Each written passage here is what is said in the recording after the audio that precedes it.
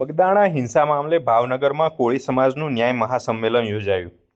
ભાવનગર જિલ્લાના સુપ્રસિદ્ધ યાત્રાધામ બગદાણા ખાતે સેવક નવનીત બાલદિયા પર થયેલા હિંસક હુમલા બાદ કોળી સમાજમાં ભારે આક્રોશ જોવા મળી રહ્યો છે. આ ઘટનામાં ન્યાયની માંગ સાથે ભાવનગર ખાતે સમસ્ત કોળી ઠાકોર સમાજ દ્વારા એક વિશાળ ન્યાય સભાનું આયોજન કરવામાં આવ્યું હતું. આ સંમેલનમાં ભાવનગર સહિત સમગ્ર પંથકમાંથી મોટી સંખ્યામાં કોળી સમાજના આગેવાનો અને યુવાનો ઉમટી પડ્યા હતા.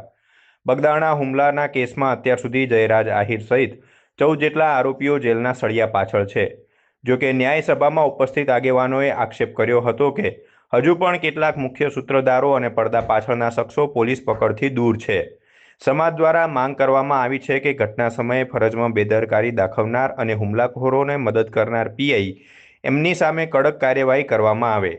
આ હિંસામાં સંડોવાયેલા તમામ રાજકીય આગેવાનોની નિષ્પક્ષ તપાસ કરી તેમની ધરપકડ કરવામાં આવે. સભામાં હાજર આગેવાનોએ એક સુરે જણાવ્યું હતું કે જ્યાં સુધી નવનીત બાલદિયાને સંપૂર્ણ ન્યાય નહીં મળે અને તમામ ગુનેગારો જેલ ભેગા નહીં થાય ત્યાં સુધી લડત ચાલુ રહેશે.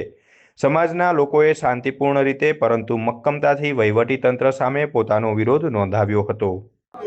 ન્યાય સભામાં જે કાંઈ પ્રશ્ન હતા એ આગેવાનોએ રજૂ કર્યા છે. એ મુજબ માંગણી કરીએ છીએ. આગેવાનોએ જે કાંઈ માંગણી કરી છે એ માંગણી સરકાર સુધી સ્વીકારે. આગળ જે ન્યાય માટેની માંગ છે કેવી માંગ છે હજી તમારી બાકી છે?